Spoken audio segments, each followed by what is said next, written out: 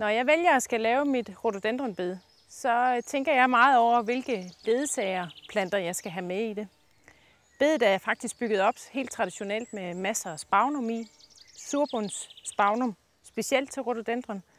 Men jeg har for eksempel valgt at plante clematis i, som trives rigtig godt i surbundsjord. Som blomstrer senere end rhododendron, så jeg hele tiden har noget liv i den.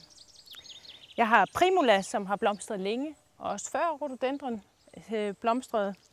Jeg har en astilbe, som kommer her lidt senere. Der er en Chianthus, som blomstrer fint nu. Der er sene azalie, som den her lysrøde, der hedder Wombat.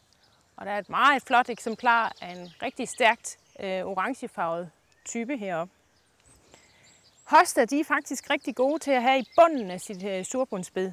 Og der er faktisk blomst i dem også inden så længe. På den tidspunkt af året, hvor rhododendronerne er ved at være færdige med at blomstre, så ser de lidt kedelige ud. Og jeg har et fint eksempel på en, som faktisk er afblomstret her. Og der kan det altså godt være en rigtig god idé at lige gå ud og knække de her afblomstrede blomsterstande af. Dels for at gøre planten kønnere at se på, men også for at styrke de nye skud, som til næste år skal give masser af blomster til planten.